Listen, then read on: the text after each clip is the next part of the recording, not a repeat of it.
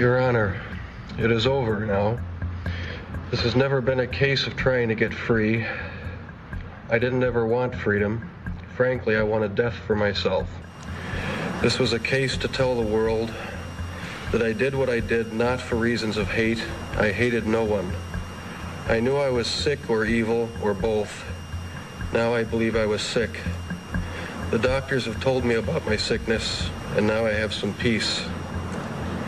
I know how much harm I have caused. I tried to do the best I could after the arrest to make amends, but no matter what I did, I could not undo the terrible harm I have caused.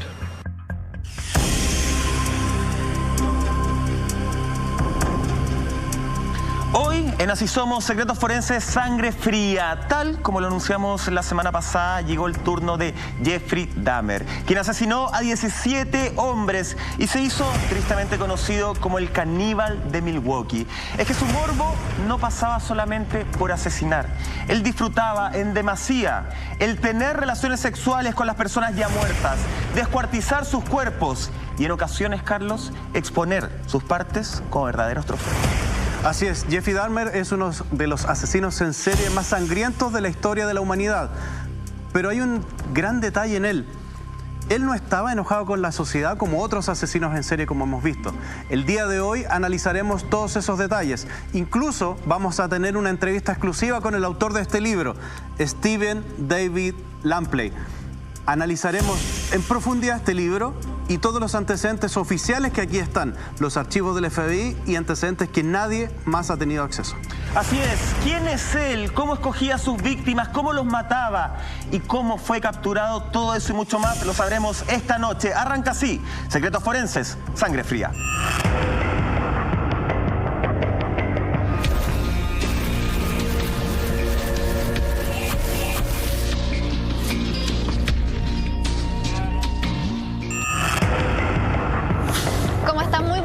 Sean bienvenidos a este nuevo capítulo de Secretos Forenses, Sangre Fría. Como ya lo anunciaban ustedes, Carlos, Michael, vamos a hablar de uno de los asesinos en series más sórdidos de la historia de Estados Unidos. Vamos a entrar en su mente, vamos a entrar en su pasado, en su vida, los crímenes que cometió y todos esos detalles esta noche. Bienvenidos Alfate, bienvenido Lama también. Y comencemos de inmediato, Carlos Gutiérrez, entonces con la ficha de este asesino para ir conociendo en detalle quién era este hombre. Vamos con la ficha número 1, Jeffrey Lionel Dahmer, ese era el nombre de él. Su fecha de nacimiento fue el 21 de mayo de 1960. Su clasificación es asesino en serie. Las características de él como era violador, homicida, necrófilo y caníbal.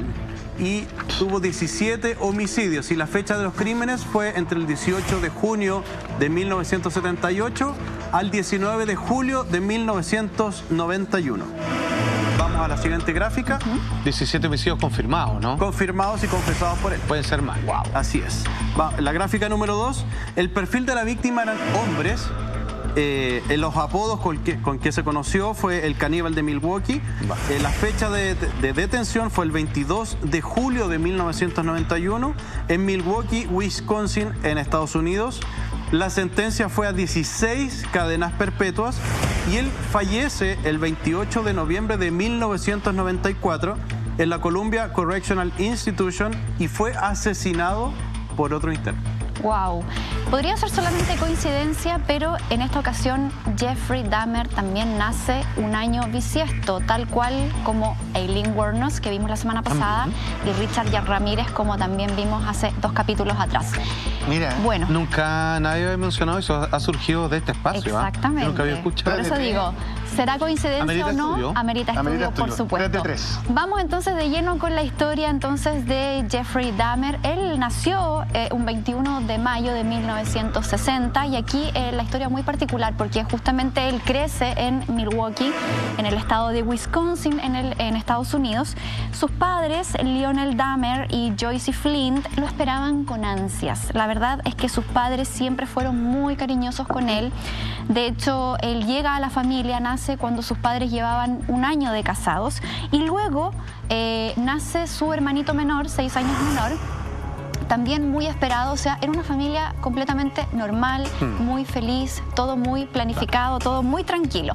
Pero ya acá viene una de las primeras complicaciones que tiene la madre de Jeffrey Dahmer en su segundo embarazo, cuando ella empieza a presentar algunas dolencias, algunos problemas, y se vio obligada a renunciar a su trabajo.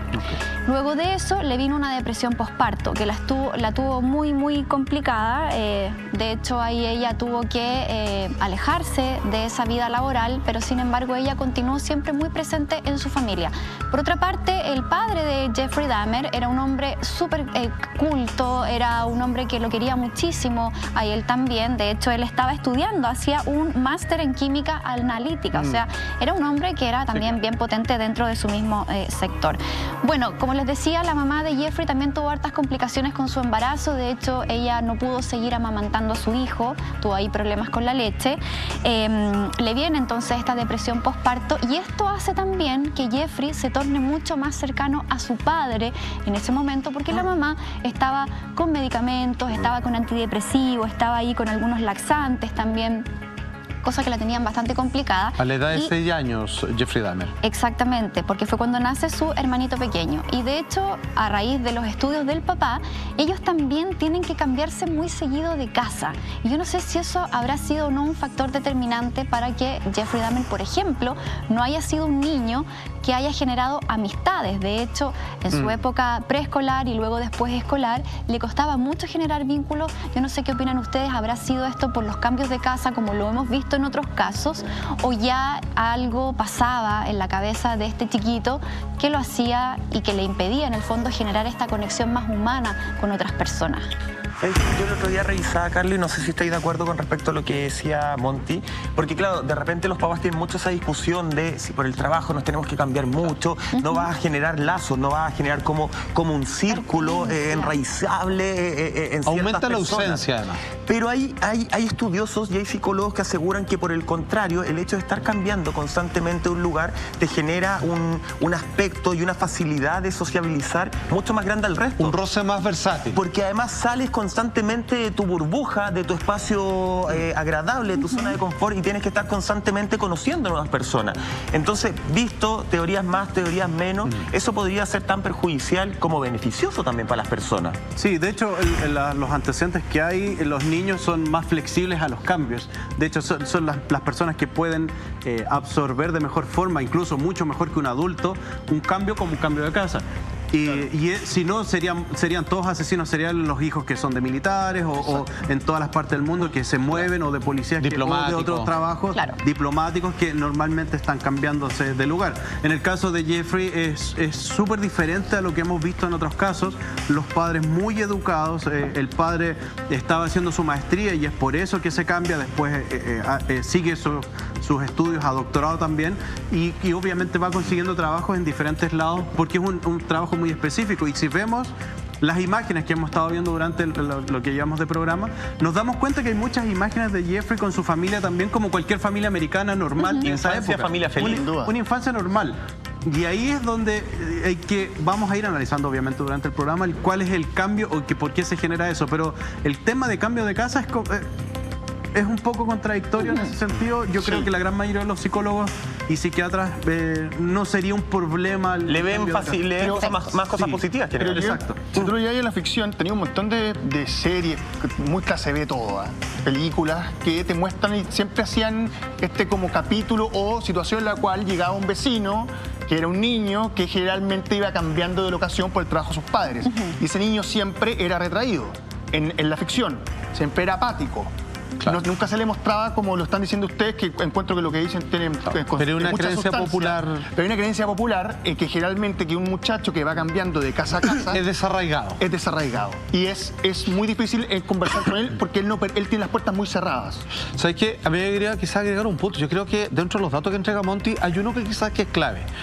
Supongamos, ya que sabemos qué va a ser del futuro Jeffrey Dahmer, que es una persona que ya tiene un componente proclive a convertirse en un asesino serial. ¿Ya? El hecho de que justo a la edad de los 6 años, que es cuando él tenía esa cantidad de años cuando nació su hermano, y que su mamá entra en un conflicto psicológico con ella misma, digamos, por este estrés o esta depresión postparto, y donde le es retirado la figura materna a alguien que quizás venga con esta tendencia en los famosos cambios de los 7 años que se producen en todo ser humano, capaz que le faltó el mejor ser humano que todos pueden tener, que es la mamá, con respecto a la empatía, al cariño, para alguien que, ¡pum!, se le genera el principio de un desfase que después se va a ir aumentando. Quizás no es menor el caso de la ausencia de la madre, vista como una mujer que está con una condición, digamos, de sufrimiento, que se ha bloqueado ante los demás, que quizás ahí comenzó a generarse algo. Y además, no, perdón Monty, súper interesante el punto que tú tocas, porque no es cualquier tipo de depresión el que tiene la mamá. Tiene una depresión que además muchas mujeres le sucede, que va vinculada a la maternidad, va vinculada al parto. Entonces, claro, es súper complejo hablar, pero hay una especie de... Lo voy a decir con palabras súper simples, de rechazo a la maternidad en ese momento. Claro. Entonces eso, que viven muchas mujeres y que es tratable y que lo pasan pésimo, y además también tuvo depresión postparto después del último embarazo, efectivamente es algo que como hijo a esa edad le puede haber afectado mucho más. Claro. Sin embargo, ella era súper consciente que tenía que mantenerse muy cercana a su hijo Jeffrey para no descuidarlo, y ella daba lo mejor de sí para darle mucho amor, mucha atención, pero claro, hay cosas que con una situación como esa, ¿cierto? En una condición así de salud, claramente hay cosas que ya se le escapan de las manos de manera más involuntaria. Punto a tomar en cuenta. Exactamente. Siguiendo adelante, él cuando tenía 2 años empezó a tener ciertos problemas. Por ejemplo, le vino una infección a los oídos que lo tuvo muy complicado. ¿A los 2 años? A los 2 años. Ya. Pero él siempre era un niño muy alegre, a pesar de que fue bastante enfermizo, porque 2 años después, o sea, cuando tenía 4, en el año 64, él empieza como con un dolor en el escroto, y empieza a tener una dolencia muy poco común. Finalmente, después de varios análisis e investigaciones, ven que tenía unas hernias inguinales que son bastante común también, ¿cierto? Incluso en los adultos. Y eso lo lleva a someterse a una intervención, a una cirugía que después fue bastante cuestionada. Ya les voy a explicar por qué. Porque en un principio la cirugía todo bien. Él salió perfecto, no tuvo mayor complicación. Pero hay un libro que ustedes mostraron al principio, chiquillos, si me pueden ayudar ahí a mostrarlo, lo tenemos ahí, lo tenemos puesto. Es de Stephen David Lambley, que se llama The Dahmer Book, que es el que vemos ahí. Ese libro incluye, pero una cantidad de detalles y aspectos de la vida privada de Jeffrey Dahmer que son de verdad muy valiosos para poder comprender y para poder conocer bien en profundidad toda la historia de este brutal asesino serial. Pero también ese libro incluye las mismas confesiones que él le hizo al FBI. Por lo tanto, aquí tenemos información de primera fuente. Y además, como si eso fuera poco y como tú lo adelantabas, Carlos, tenemos en exclusiva unas declaraciones que nos da el autor de este libro acá en Así Somos, en donde se refiere precisamente a la intervención que tuvo Jeffrey Dahmer cuando él tenía 4 años. ¿Quieren saber lo que dijo entonces Stephen David Lambley? A ver. Aquí está.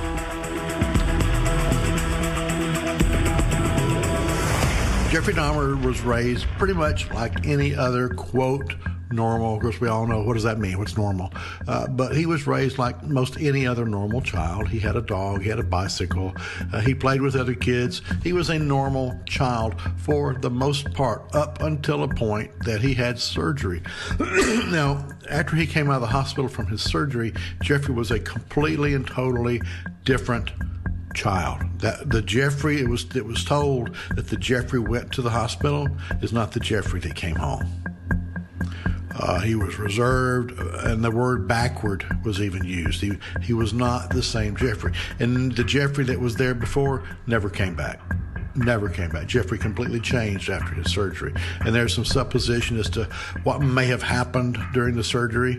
That's all up to supposition now. Ahí están entonces las declaraciones de Stephen Lambley, a quien agradecemos por supuesto que se haya tomado el tiempo de comentar esto con nosotros. Y él habla justamente de un cambio radical. Él nunca fue el mismo tras esta cirugía y por lo mismo se ha especulado bastante sobre quizás esta operación, Carlos, tuvo o afectó para siempre el cerebro de Jeffrey a esa corta edad de 4 años, porque algo pasó ahí. Su conducta como niño ya lo vamos a hablar en unos minutitos más, pero hay un antes y un después tras esta cirugía. ¿Cómo lo ves tú desde tu experiencia y desde tu expertise como cientista forense? Sí, yo concuerdo plenamente con Steven en este punto. Steven es un oficial de la policía retirado con más de 20 años de servicio y él era detective en la unidad de delitos sexuales, así que su trabajo era siempre descubrir estos delitos sexuales, y él como asesino en serie, me refiero a Dahmer, era de ese perfil. Entonces él tuvo acceso a toda la información del FBI, tuvo acceso a toda la información de las declaraciones que hizo públicas y también privadas, entonces, y está todo plasmado acá en este libro. Y esa es, en ese momento, cuando él tiene 4 años, cambia su vida. Él, antes a eso, era un niño absolutamente normal. De hecho, narra, el padre de Dahmer, y él mismo también declara que en una oportunidad un pajarito tuvo un accidente y ellos recogen a esta ave y la tienen en su casa, la cuidan hasta que puede volver a volar, como cualquier niño con su padre lo hacía, y eran actividades normales, tenían mascotas, todo absolutamente sin ningún problema. Él era un niño muy expresivo, conversaba mucho, tenía muchos amiguitos en el barrio, no había ningún problema. Pero él ingresa a esta operación, se hace esta cirugía y él cambia completamente. Sale del hospital un niño totalmente introvertido, cambia su personalidad de 180 grados. ¿Por qué? Eso es súper importante. ¿Qué puede haber generado este cambio? Normalmente cuando es las cirugías, es la parte más compleja siempre de una cirugía, especialmente de una persona que nunca ha tenido un procedimiento médico, es la anestesia. Claro. Recordemos que es el año 1964, no es el año 2020, y pudo haber pasado cualquier cosa durante ese procedimiento, inclusive que haya tenido un problema a la anestesia o que haya tenido un problema médico durante la operación, donde incluso puede haber sido reanimado.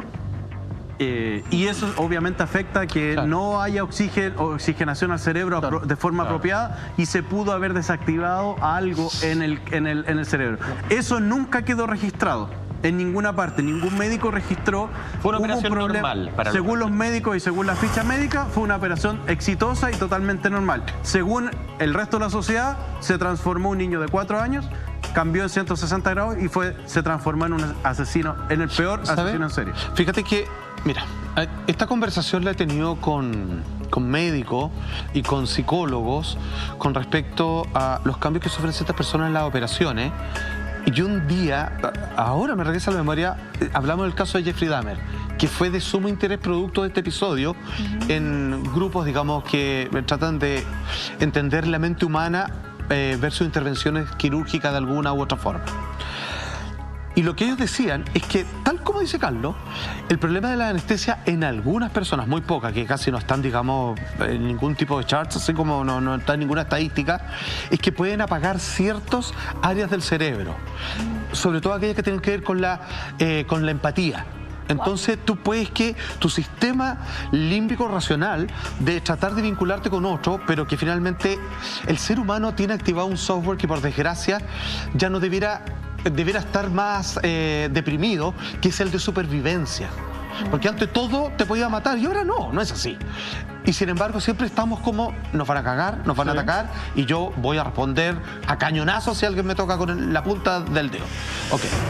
Pero había otra teoría también que es súper interesante, que me acabo de acordar, que todo tipo de operación, en lo que tiene que ver con los genitales masculinos, afecta a la amígdala, y que la amígdala tiene la capacidad de cómo administro yo las emociones. Y si me la llegan a apagar, y yo tengo una necesidad tengo como cortada ese circuito de corriente de soy alegre, me gusta hablar con las personas, y de repente tengo un cortocircuito ahí, se me puede provocar completamente lo contrario. Esto no significa que cada persona el día de hoy, operada, digamos, de los testículos, vaya a tener este problema. O sea, avanzó mucho la ciencia, pero finalmente puede que se hayan sumado una cantidad de cosas, digamos, que hayan generado este problema, que claramente entró un niño al quirófano y salió otro. Sí, y eso fue justamente lo que empezó a notar la familia. Se dieron cuenta de que algo ahí cambió.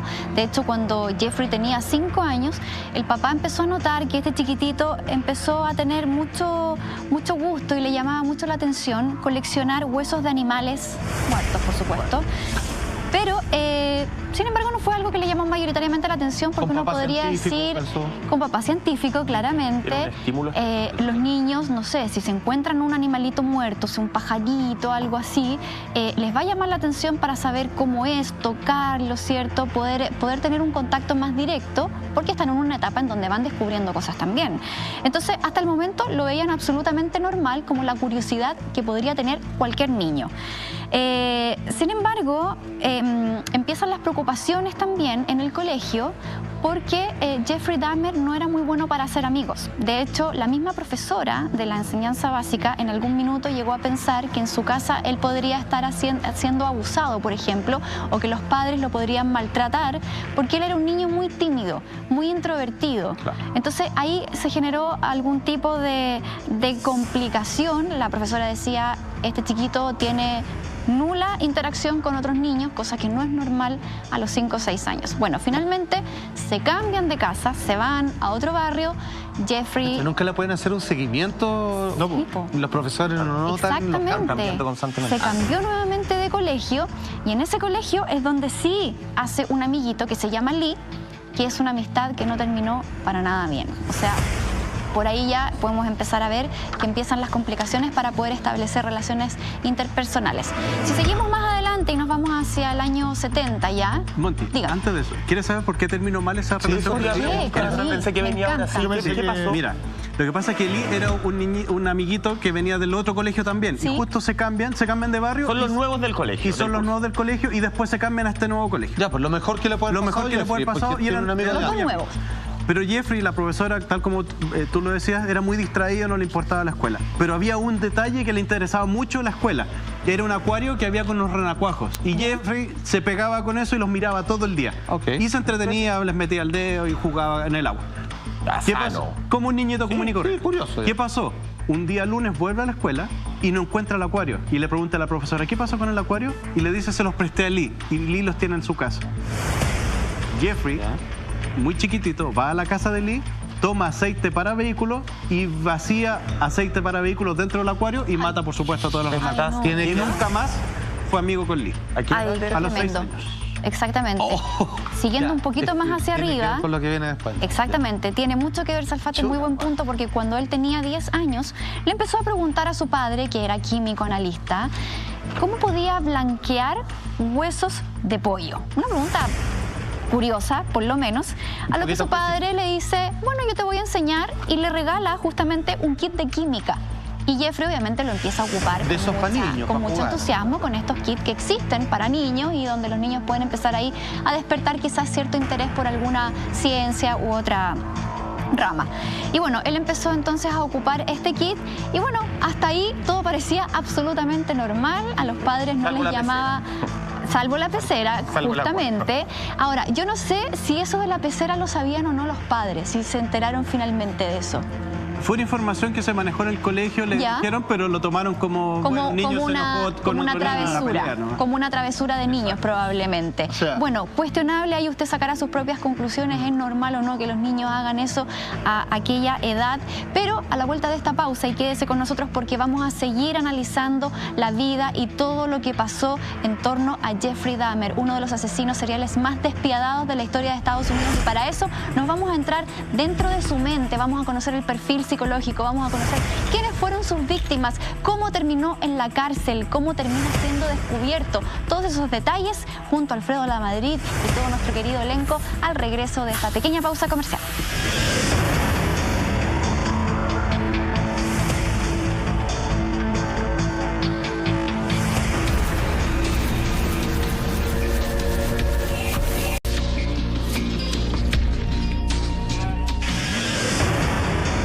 Ya estamos de regreso en Secretos Forenses Sangre Fría. Estamos analizando junto a Monty, conversamos todo lo que tiene que ver con la infancia de este asesino serial, que ya Carlos después nos va a explicar, porque al parecer Jeffrey Dahmer es quien da justamente el puntapié inicial para empezar a hablar de asesinos en serie más adelante. Ya conocemos su vida, conocemos su estructura. Pero Alfredo, sé que tú tienes todo el aspecto psicológico. Nos vas a enseñar a entender un poquito más la mente de Jeffrey Dahmer. Muchos de la gente con la que estuvo ligado en su vida, pasó por muchos colegios al mudarse en variadas ocasiones, Por lo general, Jeffrey Dahmer era un tipo que era considerado por sus compañeros como alguien apático. Era como el bicho raro del curso. Era el muchacho, claro, que estaba en un rincón de la sala y no tendía a compartir mucho con los demás.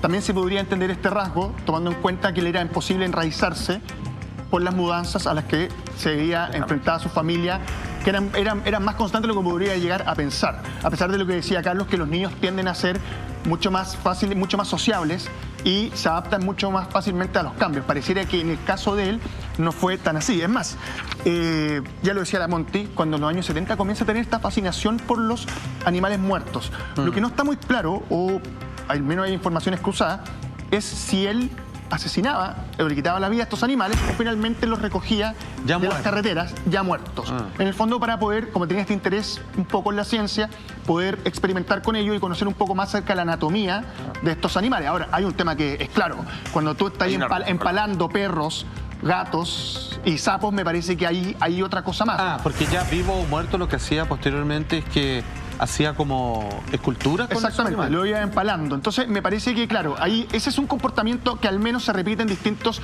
asesinos seriales. Sí. Esta desconexión con el dolor ajeno, este de tomar a alguien o algo, además, claro, y poder torturar, no sé si la palabra es torturarlo, el que esté en disfruta ahí, pero entender que al ser un animal sintiente, él lo aplica como si no sintiera nada. Pero le llama la atención la muerte. Exacto, es casi como cuando un niño chico es capaz de tomar una muñequita y como una muñeca de plástico le saca un brazo, le saca la cabeza y después se le vuelve a poner. En el fondo es como una especie de coqueteo, de acercamiento previo a la muerte, al camino que después va a ir diseñando. No queremos decir con esto que cada niño que le saque una cabecita a la muñeca va a terminar así. Claro. Yo en la infancia tengo que haber sacado cabecitas también y no terminé así. Pero en este caso justamente acá hay un tema con seres sintientes, claro, que son los animalitos. Claro, lo que pasa es que tenéis que poderte pensar una cosa. El comportamiento más normal de este tipo de personajes es decir que en el fondo estos son un montón de ensayos para poder llegar hasta la primera víctima. Se ha expresado en muchos informes psicológicos de esta forma. Pero sabéis que yo creo que él todavía no sabe para dónde va. Yo creo que va hasta donde se lo permite la vida. Mira, ¿sabes lo que pasa? Es que también hay que... no sé. A ver, en el juicio que vamos a llegar después, Dahmer se le enjuicia porque se entiende que él tiene la conciencia de entender qué es bueno y qué es malo. Nunca perdió el juicio de realidad. Nunca perdió el juicio de realidad. Muchas gracias. También decía que no quería provocarle dolor a las personas. O sea, quería matarla, pero no por que sufrieran. Exactamente. Entonces es difícil poder llegar a una conclusión respecto a este tema. Porque, como decís tú, hay un montón de niños que en la infancia han hecho algo con un animalito, no me refiero a torturarlo ni mucho menos, y no han terminado siendo asesinos seriales. Déjame hacer una pregunta, Carlos. Que no suena a caricatura, pero creo que una pregunta válida hasta dónde llegamos ahora en la conversación. Todas las niñas, los niños cuando chicos dicen, hoy cuando grande voy a ser doctora, voy a ser astronauta, cualquier veterinario. Ok, puede ser que gente así, diga, me encantaría matar gente, pero no puedo, tengo 10 años. Cuando sea grande voy a matar gente. No creo, ¿no? ¿O sí? Es que ahí es donde se empieza a estudiar el comportamiento de esta persona. A lo mejor como niño él nunca lo expresó ni tampoco lo pensó así como lo estás narrando ahora, sino que tenía esta sensación que no sabía a lo mejor lo que era por su corta edad, pero que a la larga obviamente termina en eso como igual. Descubrimiento sexual, él tiene este descubrimiento de asesinato. Exacto. Que no sabe lo que es. Y ahí está el tema, lo que decía Lama, que existe esta dualidad de información. De acuerdo a los documentos oficiales del FBI, él en ninguna parte dice o se prueba que efectivamente mató animales, sino que los recogía ya muertos. Pero sí, obviamente experimentaba con ellos, les retiraba la piel, los desmembraba, coleccionaba sus huesos, disolvía el tejido para quedar solamente con los huesos, usaba estos kits de química que su papá, pensando en que él estaba interesando mucho la química y su papá se sentía orgulloso porque él iba a seguir en sus pasos, lo usaba con otro fin. Entonces, ahí empieza esta pequeña distorsión dentro de su mente de ver, experimentar, pero experimentar de una forma totalmente diferente a lo que estamos acostumbrados todos. Uno podría tratar de culpar el rol de los padres, de decir, posiblemente el papá lo estaba apoyando en esto, pero en algún minuto debería decirle, mira, esto ya estáis pasándote un poco de la línea. Sin embargo, el padre lo apoyó, estuvo siempre con él. Incluso en la entrevista que le da... ¿Pero con estos animales empalados? Es que el papá lo veía como una manera de estar ¿Curiosidad científica? Cierta curiosidad científica. Es más, la entrevista que le da a Stone Phillips de NBC, donde hablan de este tema, está su padre con él. un padre que nunca lo abandonó, incluso cuando estaba siendo enjuiciado respecto a esto, incluso nunca lo dejó de ir a ver a la cárcel. Tenemos la imagen de esta entrevista para que revisemos y comentemos aquí en Así Somos Sangre Fría.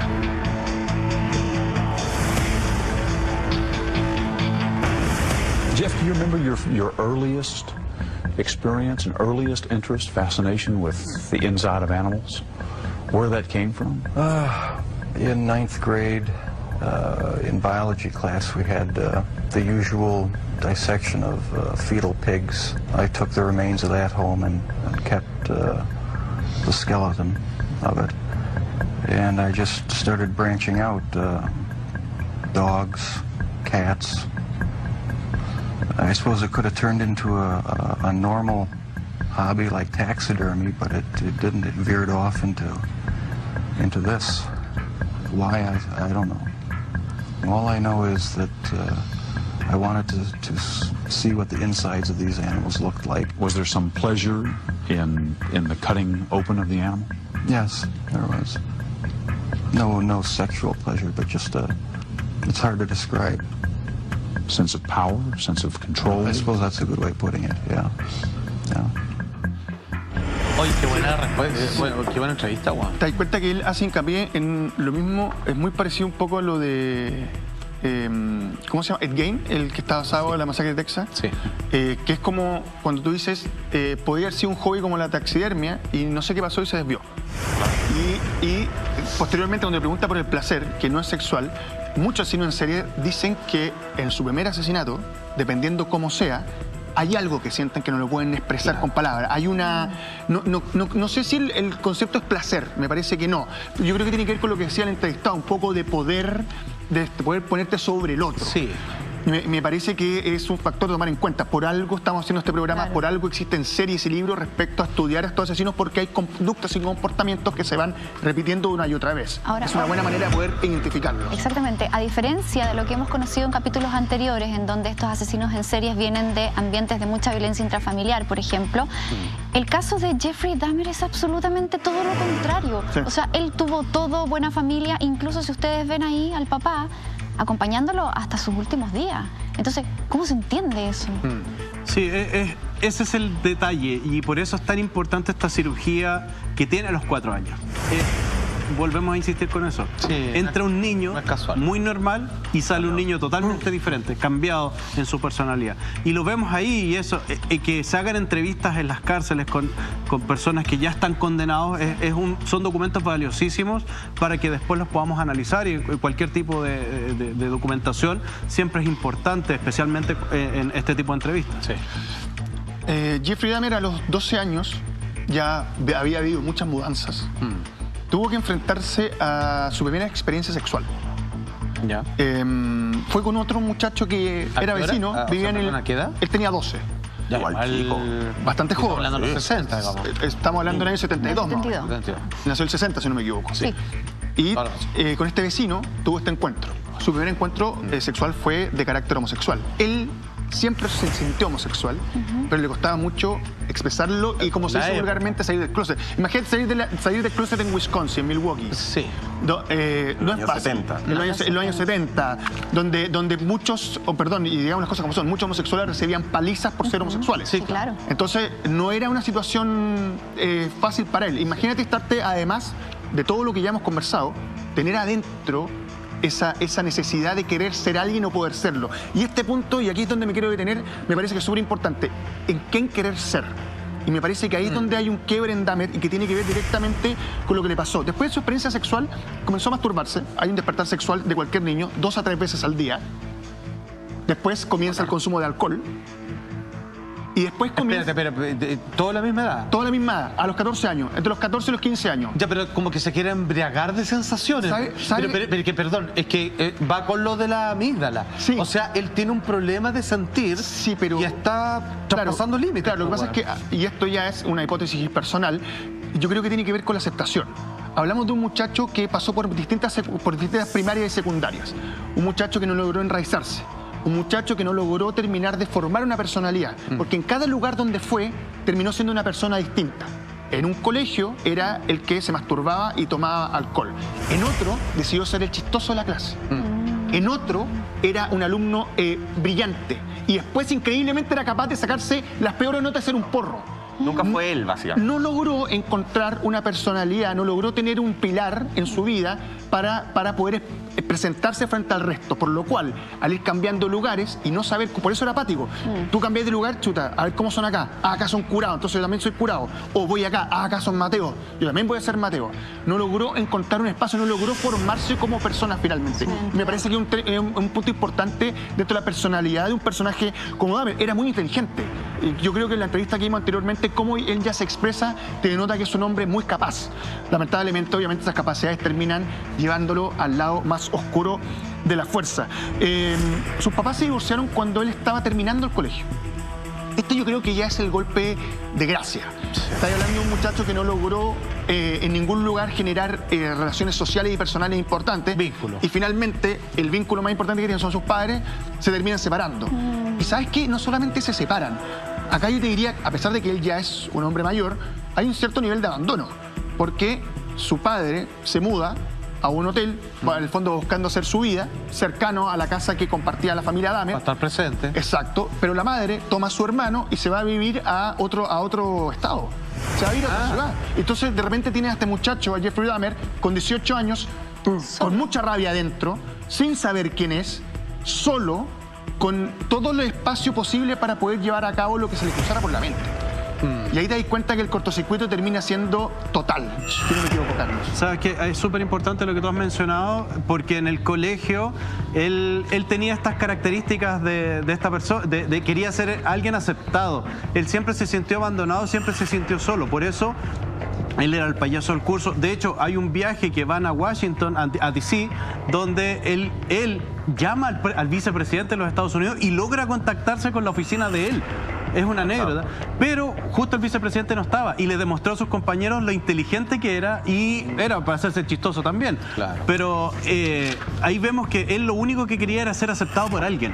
Entonces por eso tomaba mucho alcohol para que lo aceptaran. Por eso cuando se empezó a sacar muy buenas notas, él se dio cuenta y dijo, no, si me saco buenas notas me van a tildar de nerd, claro, y no voy a ser aceptado. Me voy a sacar las peores notas, ser el payaso y así poder ser aceptado en el Estaba buscando permanecer, pertenecer. Quería que alguien lo viera y que lo quisieran, básicamente, y lo logra en parte en esta época de su preparatoria, cuando ya de la secundaria, ya cuando sale. Porque voy a mencionar en algún momento, cuando vayamos a los casos, algo que en estos libros que leí sobre su biografía, como que en algún momento Jeffrey Dahmer, en una entrevista con el psicólogo de la cárcel, él como que descubre cuál es el rollo que tenía, por qué quería matar a la gente, que lo voy a mencionar más adelante. Quiero ver si esto se sostiene en el tiempo.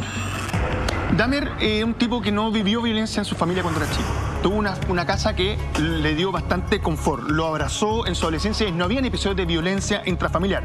Sin embargo, él no se consideraba sádico, que es algo bastante llamativo. Sí, decía que lo que quería era conseguir un compañero zombie, en el fondo alguien a quien poder manipular. Claro. Alguien que estuviera a su haber para poder acompañado y con poder sobre él. Exactamente, lo que realmente quisiera. Incluso, cuando él se deshacía de los cuerpos, los desmembraba, explicaba que no sentía ningún tipo de placer tampoco en eso, sino que lo hacía simplemente porque era la manera más fácil de deshacerse de ellos. Era como funcional. Ese es el nivel de psiquis que tenía Dahmer. Un hombre que era capaz de ver todo con tal frialdad y decirlo como si estuviéramos hablando de cualquier cosa. Acá hay un tema que es complejo, que lo decía Carlos al principio en la ficha, que tiene que ver con la necrofilia y el canibalismo. Que esto ya es entrar en otra arena. Sí. Porque esto por lo menos a mi parecer, está completamente fuera del espectro de un muchacho que no logró pertenecer, que hacía ciertas cosas con animales. Claro. Esto ya entrar en otra arena. Claro. Y esto me parece que estos son los momentos o las declaraciones de un asesino en serie como Dahmer, en los cuales tú tenés que hacer hincapié y decir, chuta, por aquí va el problema, o por aquí podría incluso ir la solución en el tiempo. Volvemos a hablar del tema de que él tiene los circuitos cambiados, porque en fácil, perdón, así terminó esto nomás y te doy el pase de lama, que existen dos fuerzas que rigen a un ser humano, Eros y Tánatos. Exacto. Eros es vivir, compartir, todo bueno, y Tánatos es la muerte, la pérdida, el miedo, todo lo demás. Y él tiene al revés, él ama a los muertos. Exactamente. De hecho, tenemos la declaración del mismísimo Dahmer donde explica ¿cómo decirlo?, esta fijación que tenía con la necrofilia y el canibalismo. Revisamos y comentamos aquí en Así Somos, Sangre Fría.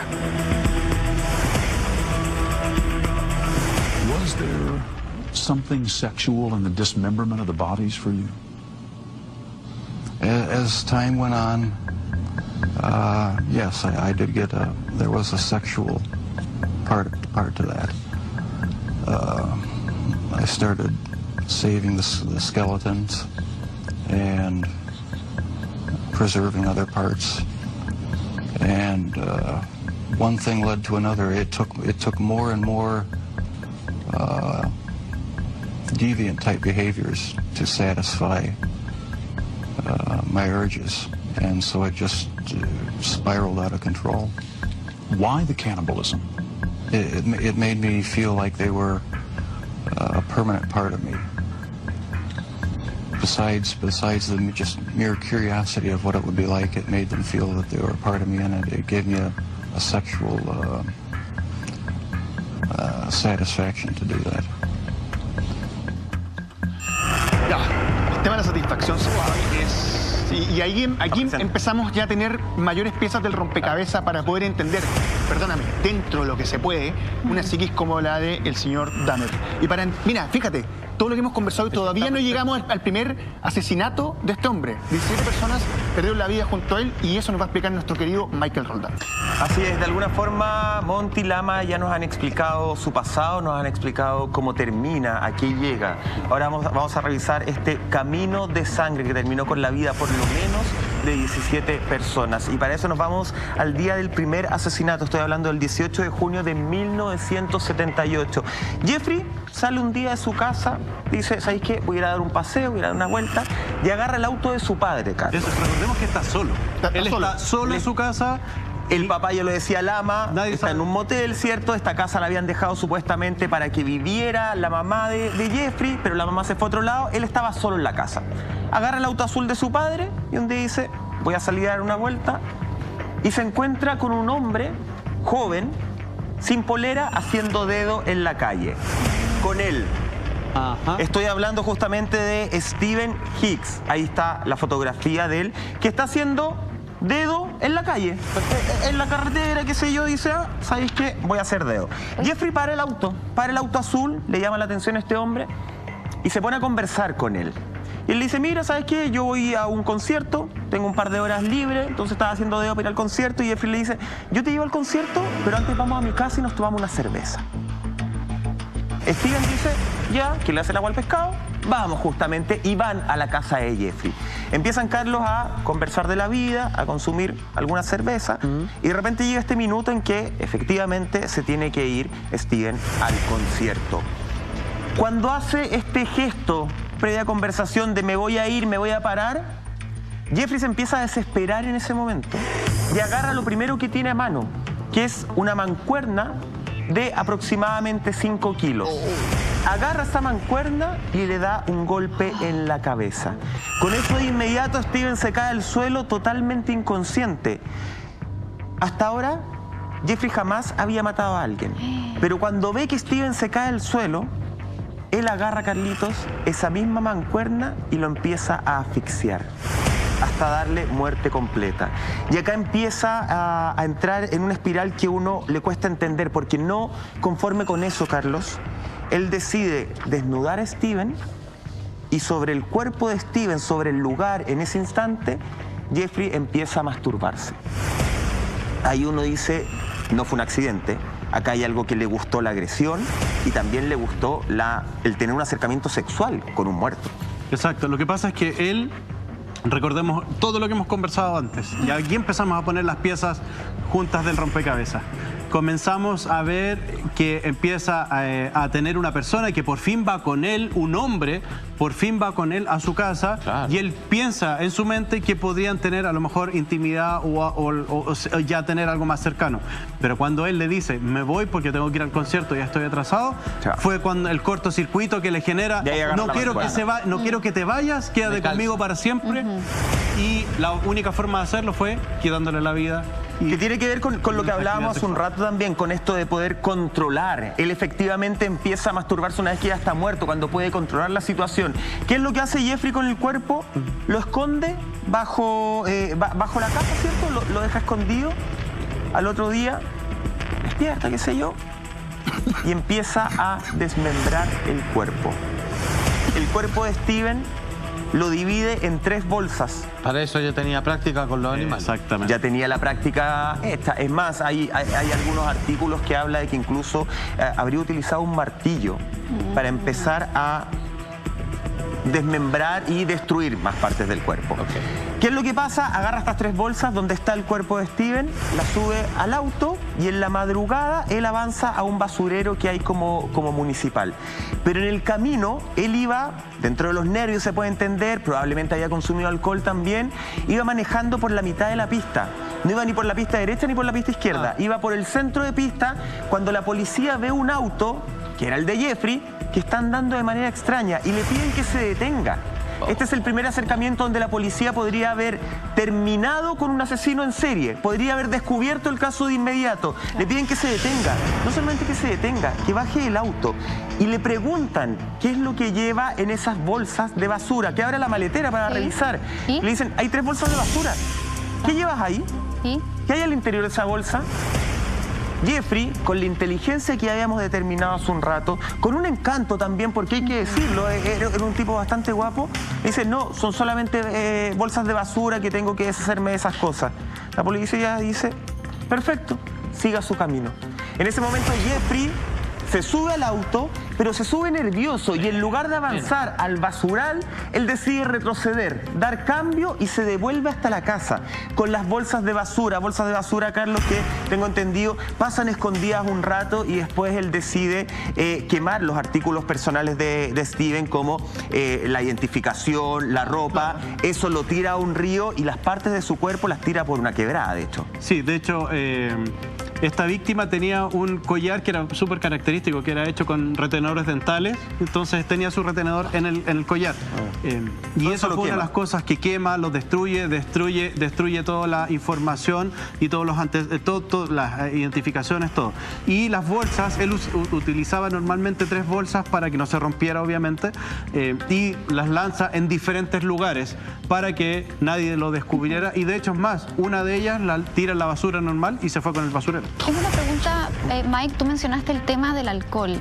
Hasta ahora no hemos conocido antecedentes que, por ejemplo, Jeffrey haya tenido, no sé, adicciones como por ciertas drogas, por ejemplo. ¿Cómo era el comportamiento de él a los 18 años en relación al consumo de drogas y alcohol, por ejemplo? Es que eso es súper interesante lo que tú estás preguntando justamente, Monty, porque además, mezclando el alcohol en este momento, empieza una especie de paréntesis en su vida. Si es que lo podríamos desarrollar así. Uno dice cuando empieza este asesino con alcohol de por medio, recordemos que el enganche era la cerveza, más allá de drogas duras, uno dice, ya empezó un camino que no va a parar. Pero acá sí hay un camino, hay una especie de paréntesis que ya Carlos nos va a explicar, de 9 años. Entre esta persona asesinada y el segundo transcurren 9 años. En que Jeffrey efectivamente se entrega de frentón al mundo del alcohol. De hecho, él trata de cambiar su vida, trata de entrar a la universidad, en la cual no la puede terminar, reprueba todos los ramos por exceso de alcohol.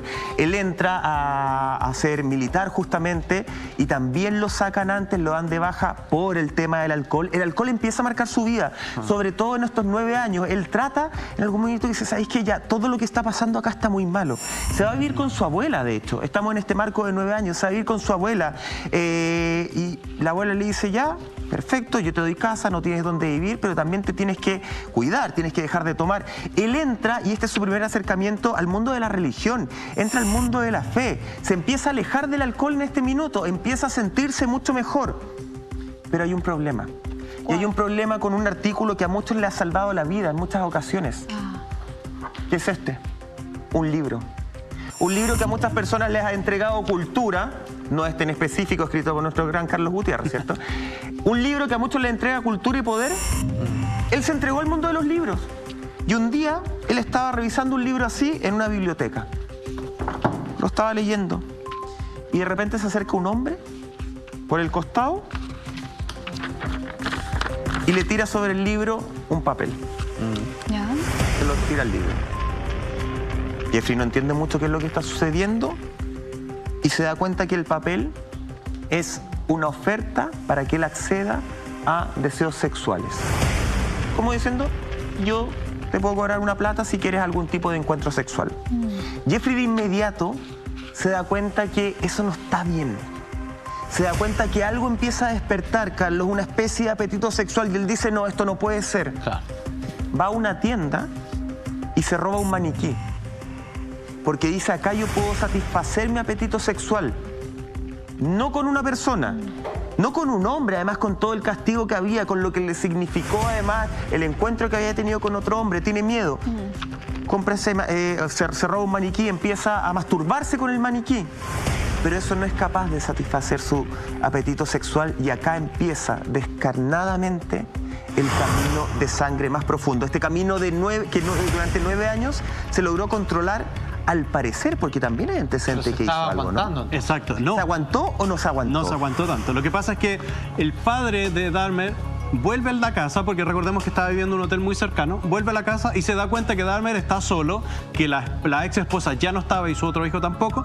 Entonces él vuelve con la novia que tenía, y él se empieza a vivir a la casa, y Dahmer pasa este periodo y le dice, o estudias o trabajas, pero deja de ser un vagabundo y un alcohólico. Y ahí es donde ingresa a la universidad, y en la universidad reprueba, le va muy mal por el tema del alcoholismo, y vuelve a la casa. Entonces el padre le dice, trabaja o te enrolas al ejército. Y Dahmer se enroló en el ejército. En el ejército le fue muy bien, pasó los exámenes psicológicos, qué raro, y después se va pasa los exámenes físicos. Son relajados. ¿Cuál fue el problema? Que él fue destinado a diferentes bases militares, pero por su problema de alcoholismo, él siempre tenía que estar tomando alcohol, y eso le afectó a sus compañeros, porque varias veces los pillaron borrachos. Pero a sus compañeros del pelotón los castigaban por culpa de él, por su alcoholismo. Entonces, ¿qué pasó? Un día le dieron una paliza en la ducha a sus propios compañeros, donde le rompieron el tímpano y lo dejaron muy mal traer e inconsciente por la paliza que le dieron. ¿Qué pasó? No podía seguir en esa unidad debido a las lesiones que habían generado, entonces él ingresa a la parte médica del ejército. Y ahí se empieza a desempeñar muy bien, y de hecho es trasladado a Alemania en ese periodo de 9 años. Claro. Y en Alemania él tenía salidas nocturnas como cualquier soldado, sale, le va muy bien en el ejército, sale, pero muchas veces llegó con sangre en la ropa y nadie entendía qué es lo que pasaba. Y de hecho es más, cuando se celebra el Oktoberfest, le dan permiso a todo el regimiento, va al Oktoberfest, tenía que volver un 12 de noviembre, pero vuelve un 22 lleno de sangre.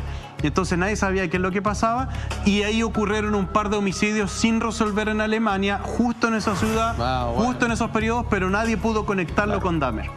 O sea, por ende, queda a la duda si efectivamente estos 9 años estuvo calmado. Cuando ya pasan todos estos antecedentes, cuando ya se da cuenta que el maniquí no logra satisfacer sus deseos, su apetito sexual, nos vamos al 20 de noviembre de 1987. Jeffrey frecuentaba bares gay. Iba libremente, y en esa ocasión conoció justamente el 20 de noviembre de 1987, conoció a este hombre. Un hombre veinteañero, tenía algo así como 25 años, lo conoce en este bar, le dice, ¿sabes qué? Tomémonos unos tragos, qué sé yo, vámonos a un hotel, a una habitación de hotel que yo tengo para, no sé, poder seguir la fiesta. Ellos van a la habitación. Acá ocurre algo muy particular, porque Jeffrey dice que su intención era drogarlo y tener sexo con él. Nada más. A él le gustaba tener sexo con las personas cuando estaban drogadas. Sometidas. Cuando estaban sometidas, cuando estaban inconscientes, cuando no se podían defender ni se podían mover. Pero ¿qué es lo que pasa? Jeffrey asegura que al otro día despertó y mira hacia el lado y se encuentra con el cuerpo muerto justamente de Steven Toomey.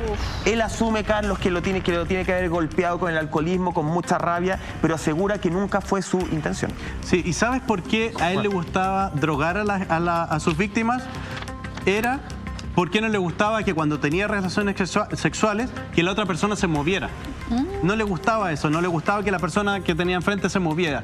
Entonces, por eso él se dio cuenta que drogándolos, la gente quedaba inconsciente y así no se movían, y podía tener mejor placer sexual. Entonces ahí empezamos a ver también las patologías que él presentaba en estas acciones. 25 de marzo de 1989, y nos vamos a conocer a este hombre, Anthony Sears. Él era un aspirante a modelo justamente, tenía 24 años y también lo conoce en un bar gay. Frecuentaba estos lugares y parece que ahí estaba escogiendo a sus víctimas. Este hombre es muy importante en este caso, no solamente porque, bueno, lo termina estrangulando en la residencia, ¿cierto?, en la casa de su abuela, que más adelante nos enteraríamos que funcionaba casi como una especie de centro de torturas, donde él descuartizaba a las personas, donde las metía en bolsas, donde las iba botando, muchos cuerpos que nunca se encontraron. ¿Por qué es tan importante esta persona? Porque es el primer caso del que se tiene registro, del que se tiene una prueba, en el cual Jeffrey empezó a guardar partes del cuerpo de sus víctimas como verdaderos trofeos. Hay ciertas partes que de repente guardaba en el refrigerador, de repente las guardaba en una especie de repisa que tenía. Empezó con Anthony Lee Sears, un aspirante a modelo de 24 años, empezó a guardar las partes de su cuerpo. A todos de alguna forma les daba muerte estrangulando. Él siempre dijo, Carlos, que no quería matar con dolor. Él lo que quería justamente era tenerlos sometidos, y se descubrió que su modus operandi era el siguiente: contactaba a personas, a víctimas, y le ofrecía dinero para sacarles fotografías. A otras le ofrecía dinero por fotografías y por también un trabajo sexual, un acto sexual. Se iban a una pieza de habitación, a una habitación de un hotel o a la casa de la abuela. Ahí les sacaba las fotografías, luego les daba un vaso con alcohol, los drogaba para que terminaran durmiendo inconscientes, y de esa forma, luego de eso, los terminaba estrangulando. Él no gozaba con darles dolor, trató siempre de no darles dolor. Lo que generaba finalmente era que los quería tener sometidos. Estos son parte de sus víctimas, estamos hablando de 17 víctimas, pero hay una en particular que logró escapar. Hay una que marca toda la diferencia y que marca de alguna forma el principio del fin de este verdadero asesino en serie. ¿Quién es? ¿Cómo escapó? ¿Cuál fue su condena? ¿Cómo vivió este hombre en la cárcel? Todo eso y mucho más lo seguimos revisando en Secretos Forenses Sangre Fría después de esta pausa.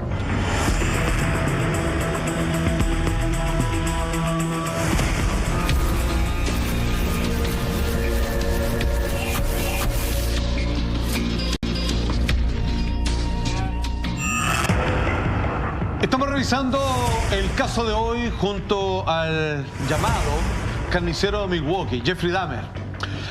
Fíjense que después de que este hombre sería condenado por la muerte de 17 víctimas y al parecer muchas más que quedaron sin resolver, como al parecer estos dos asesinatos cometidos en Alemania cuando él estaba haciendo el servicio militar en ese país, hay un momento que no puedo dejar de mencionar.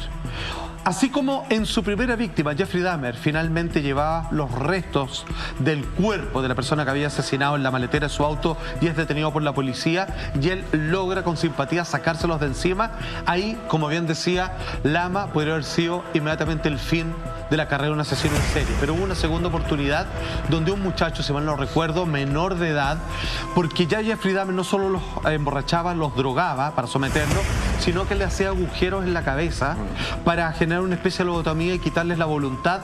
Uno de estos muchachos, muy joven, menor de edad, escapa desnudo, con sangre en la calle. Las personas le prestan ayuda, llega la policía, ven y llega Jeffrey Dahmer y le dice: no, esto fue una pelea de amante, él es mi novio, perdonen por armar tanto escándalo y por no hacer el papeleo, porque pensaban que era un grupo de homosexuales escandalosos. La policía de aquel momento se lo devuelve, le entregan a Jeffrey Dahmer el cuerpo de este muchacho aún con vida, tratando de pedir ayuda con la poca voluntad que le quedaban, y por supuesto es una de las víctimas más que fue cercenado por completo por el hombre que vemos en pantalla, hasta que llega julio del año 1991.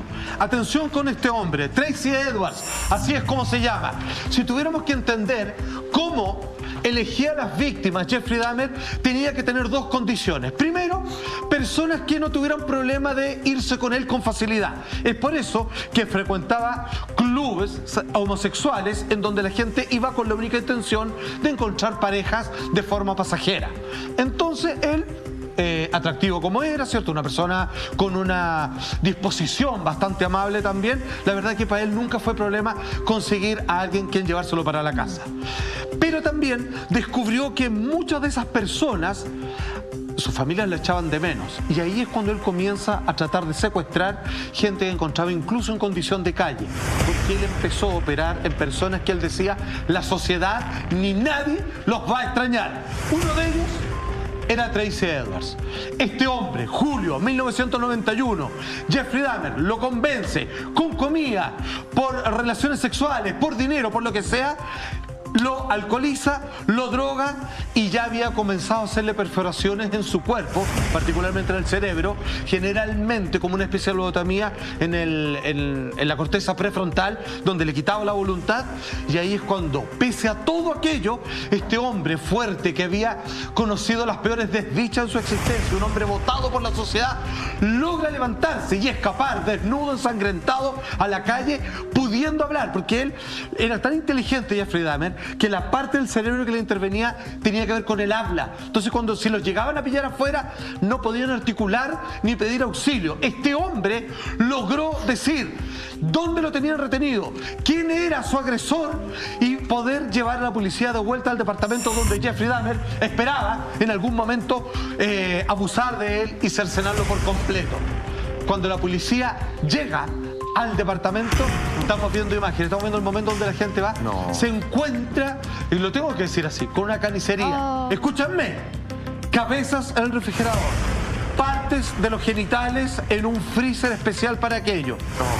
Y aquí voy a mencionar algo que está en una de las biografías que yo leí y que me llamó mucho la atención porque lo mencionó Carlos. Cuando le preguntaron cuál era el gatillante, porque él buscaba a sus víctimas, pero cuál era el gatillante donde él comenzaba a activarse su instinto asesino, era que él no soportaba, y esto parece resolverlo todo en la manera de por qué actuaba así, él no soportaba el momento en que yo me encontraba con alguien y llegaba la hora donde esa persona decía, bueno, la pasé muy bien, pero me tengo que ir a mi casa. Cada vez que alguien le decía eso él no soportaba. Por eso se los comía, decía en una entrevista. Necesito tener una parte de ellos. No soporto, decía, yo me acuerdo, esto nunca se volvió, no soporto que alguien se vaya. Eso le activaba la condición de psicópata. O sea, esto es una sumatoria de cosas, pero eso era el gatillo. Pero él se iba siempre, con toda su infancia se fue. Conocía a alguien, se lo tenían que llevar los papás. Es un comportamiento similar y al mismo tiempo al revés de la situación de vida que le tocó tener. Exacto, y tal como dice Salfa, él se comía, porque él era caníbal, se comió muchas de sus víctimas, partes del cuerpo de sus víctimas, con la finalidad de que ellos siempre estuvieran con él, no hubiesen amigos más y quedarse sin amigos. Entonces él básicamente mantenía a sus amigos con él. Ahí estamos viendo las imágenes, uno de los tambores que se encontraron dentro de la casa. 200 litros con disolvente, con 3 torsos, 83 fotografías de las víctimas descuartizadas. Exactamente. Y uno de esos torsos era un hombre con 3 hijos, de hecho. Así es. Hay una víctima que era una persona que estaba casada y seguramente tenía doble vida y cayó en las manos de Dahmer. Y andaba buscando trabajo y ahí lo atrapó también por el tema de ofrecer dinero por foto. Atención, que tenemos el momento donde este hombre, Jeffrey Dahmer, el carnicero, el caníbal de Milwaukee, confiesa durante el juicio y trata de explicarle al mundo por qué él es como es, por qué hace lo que hace. Atención.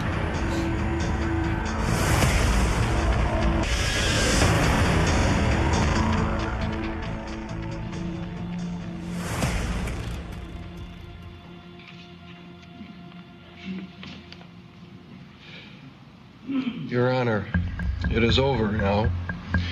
This has never been a case of trying to get free. I didn't ever want freedom. Frankly, I wanted death for myself. This was a case to tell the world that I did what I did not for reasons of hate. I hated no one. I knew I was sick or evil or both. Now I believe I was sick. The doctors have told me about my sickness, and now I have some peace. I know how much harm I have caused. I tried to do the best I could after the arrest to make amends, but no matter what I did, I could not undo the terrible harm I have caused. Si usted se está preguntando si este juicio fue o no mediático, que no les quepa la menor duda. 17 personas confirmadas probablemente, y entendiendo a partir de esta conversación, hubo bastante más, incluso en otros países. Fue finalmente condenado de toda la cantidad de víctimas, 17, a un comienzo y después se agrega un número 16, a 15 cadenas perpetuas. 15 cadenas perpetuas. De inmediato, ¿saben lo que provocó eso? Una cantidad de fanaticadas, hombres y mujeres, que le enviaban cartas de amor, que lo iban a esperar, que ellos iban a pagarle abogados, los mejores que existían, para sacarlo lo más pronto posible y que se fuera a vivir con ellos. Sacaron poleras, hay series de televisión, películas que, ojo, que lo muestran como un monstruo, pero al mismo tiempo también lo engalanan, lo levantan como una persona casi heroica. ¿Cómo fue su vida en la cárcel y finalmente a manos de quién murió? Todo eso y mucho más a la vuelta de esta breve pausa comercial.